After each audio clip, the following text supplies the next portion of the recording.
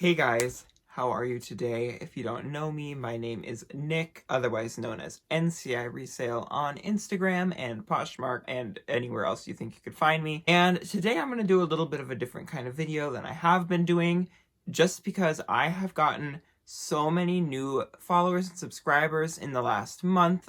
Thank you guys so much. And I thought I would reintroduce myself and kind of tell you my story, because I think it's kind of interesting, and I think it kind of shows that anybody can do this if they put their mind to it.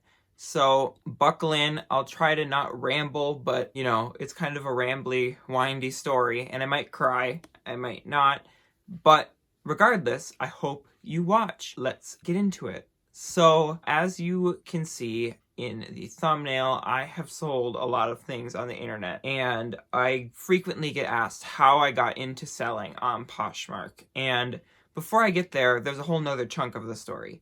So I started reselling, as we may know it, when I was 11 years old. I grew up not having a ton of money. My family has always been fine, but we don't have extra, very middle class. I'm thankful for my parents. They work so hard to provide for my family. But we would always do things to save money. And one of the things we would do is go to garage sales to get clothes. And so when I was little, I'd love to go garage sailing, and I would get clothes. And another place I would shop for clothes for myself with my family is Plato's Closet. And at 11, I kind of started seeing this like Venn diagram of my life overlapping here, where I would see things at garage sales that they also had at Plato's Closet. And I thought, I need money. So I'm going to buy this and bring it here. So that's how I officially started reselling, is I would buy things from garage sales and bring them to Plato's Closets. My poor parents, they had to cart me around to all these garage sales. 12-year-old Nick, 11-year-old Nick, to garage sales where he would buy things and flip them at Plato's Closets. And I would go to different Plato's Closets. Whatever one didn't take, I'd bring it to another one, and so on and so forth. So I did that for quite a long time. And eventually I was like, how can I find more stuff? I can only do garage sales 4 months out of the year because I live in a state that gets cold half of the year, very cold. So I can't buy stuff in the winter. So I was figuring out where can I get stuff to sell. And one day I was watching this TLC show, I think it's called Extreme Cheapskates or something like that. And this woman was running around this warehouse that had stuff in bins, and she was buying stuff by the pound. And I was like, that sounds cool, but I doubt we have that here or whatever. And so it kind of left my conscience. Fast forward about 6 months later, I was Google searching. I thought, well, maybe I'll try a thrift store or whatever. So I was Google searching thrift stores, and I stumbled across the fact that there was a Goodwill outlet in the Twin Cities where I live in Minnesota. And I was like, I have to ask my parents to take me here, because at this point in time, I am 13 years old. So I can't drive. I don't even have a thought of driving in my head. So I get my dad to bring me to the original Goodwill outlet in St. Paul, Minnesota. If you're from the Twin Cities and you've been going to the bins for a long time, you know what I'm talking about. It's not the fancy new bins. Those came a few years later. These bins, they came out in big cardboard, Gaylord boxes, and dumped them onto tables, and you dig through that. It was dirty, but I became hooked right away. And I bought tons and tons of stuff. I would make my parents drive me every weekend when they weren't working to go to the bins here. And that's kind of how I originally started getting stuff. So from going to garage sales and selling to consignment stores, evolved to going to the bins and selling to consignment stores. I did not start selling online yet. At this point in time, I was still going to the bins. I was bringing stuff to different consignment stores, selling stuff. And as a 11, 12, 13-year-old, I was making a couple $100s a month, which is a huge amount of money for a kid who never had extra. So as I did that, I kind of wanted to find more ways to sell stuff. That is when I started sending stuff to ThredUP. Now, I've been using ThredUP since ThredUP was a beta company, basically, where you would send them bags, kits like you do now, but everything you sent them, they paid you 50% upfront payout. And those were the days. And I sent them so much from the bins. I basically would bring it to a consignment store. If they didn't take it, I'd bring it to another buy-style trade store. And if they didn't take it, I'd send it to ThredUP. That's kind of what I did. And it worked out for me. And I sold a ton on ThredUP. And I still sell on ThredUp to this day, but I'll get there later. And that worked great for me for almost a whole year. But after that year, I was really kind of looking to where I could expand. At this point, I was 14 years old, and I was at the outlet, and a woman came up to me and asked me where I sold my stuff. And I told her, well, I sell it on buy-sell trade stores and on ThredUP. And she talked to me about this new app that she had found called Poshmark. Mind you, this is 2015, when Poshmark had only been around for 3 years in the form that we know it today. So it was not nearly the household name that it is now. And I was like, oh no, I never heard of it, whatever, and I kind of brushed it off. But it always like lurked in the back of my conscience, like, this is an option, whatever. Flash forward to July of 2015, and I was on summer break from school. I was 14 years old, and I said, let me try that app. What was that app called or whatever? So I downloaded it on my little Android phone that I bought myself from my money I had, because I never was able to get a nice cell phone. And Poshmark's Android app at the time was bad. I listed a pair of Birkenstocks that I had just laying around my house. This was before Birkenstocks became as popular as they are now. Again, re-became. I suppose they were really popular a long time ago. But this was like right before they became super big again. So none of the Plato's Closets would take them. ThredUP didn't take them. They were just sitting in my house with nowhere to go. So I listed them on Poshmark. I think I listed them for like $20 or $25, and they sold in 15 minutes. And from that point on, I was absolutely hooked on the app. I was like, if I can sell this, I can sell anything. And so I started listing all sorts of stuff. My phone didn't have a square photo option, so I was like I was taking pictures and then giving them like black backgrounds to make it a square photo so you could import it into Poshmark. And I worked my little behind off. In my first year on Poshmark, I sold like 900 things. Now, my average sales price was like $8 because I was used to getting consignment store money for things. So I was only listing things and selling them for like $10, $8, $5, whatever. But I was selling stuff, and I was super excited to sell stuff, and I would work.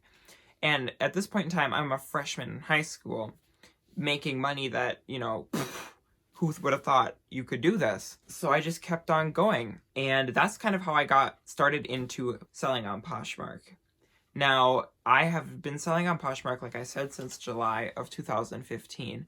And since then, my journey has been incredible. I first went to Posh Fest in 2017.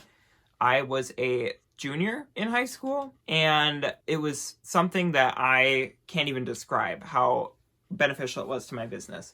I had, at that point, been selling for over 2 years, just over 2 years, and I was ready to kind of boost my business. And I went to Chicago, where it was that year, with my mom. She didn't come to the conference with me, but she traveled with me because, I was young. I went to this conference, and I was so inspired. And this might be crazy to think about, but at that conference is when they unveiled that they were going to allow men's and children's clothing to be sold on the app, which was huge because before that it was only women's clothing allowed to be sold on the app. And at that Posh Fest, I was one of like 6 men there, which was crazy. That just kind of goes to show how much they've grown as an app now, where I think this last Posh Fest in Phoenix had 150 to 200 men there, which was crazy. And it's so cool for me to see as a guy who started selling on this app before men's stuff was even allowed on the app, which is crazy to think about to me. Chicago was incredible. I enjoyed going to all of the stuff there,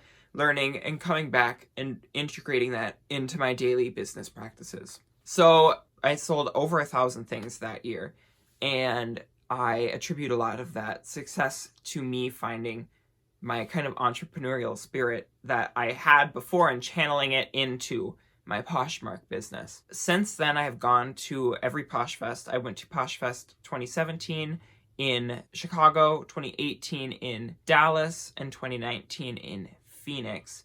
I was a speaker in 2018 in Dallas, Texas, which was super cool. That was when I really kind of started to grow my presence on social media. And that has become an integral part of my business and something that I've come to really enjoy. My Instagram, if you follow me now, is at NCI Resale, but at the time I was 17 in thrift, and then I became 18 in thrift, and then instead of becoming 19 in thrift, I rebranded to NCI Resale, which kind of marked this transition in my life that I was no longer the cornerstone teen reseller out there, and I really wanted that recognition to go to some of the other incredible teen resellers that are out there in the community. If you look them up, there are some people who are doing incredible things at very young ages, and they're going to accomplish a lot, and I want to support them as much as I can. But I can't imagine my life without Poshmark. It's insane. So after PoshFest 2018, I went back and I really started to invest myself in my business even more. Between 2018 and 2019, I sold over 1,000 things again. And come 2019, I was a closet consultant at PoshFest in Phoenix. In this time between those two Posh Fests, I met some of my best friends. My best friend Haley's Hanger, if you know her, Haley, incredible businesswoman, incredible person in my life.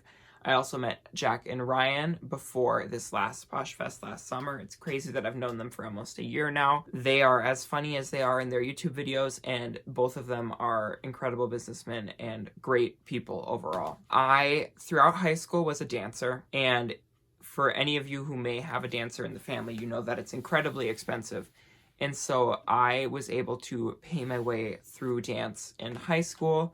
That's what I used my money for. Now I am 19. I just finished my first year of college at the University of Minnesota, which is a Big Ten school, and I am able to go to school 100% debt-free because of what I do selling online, which I am just amazed by. I am always so thankful for all the support that the social media community gives me, as well as just the Poshmark community in general. My story is just a story of many, just one story of many. There are so many people who have done so many incredible things online that have really changed their life. And what I've been able to do on Poshmark has, without a doubt, changed the path of my life, what I would be able to do in my life, and has unlocked so many doors for me as a person and as a business owner.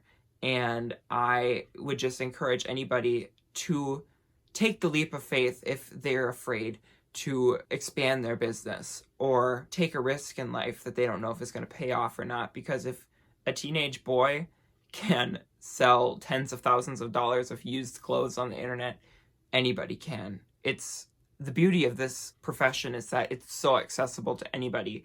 There's no barrier to entry other than maybe $15 and a trip to get inventory once or twice a week. I would just encourage anybody who's reluctant to start.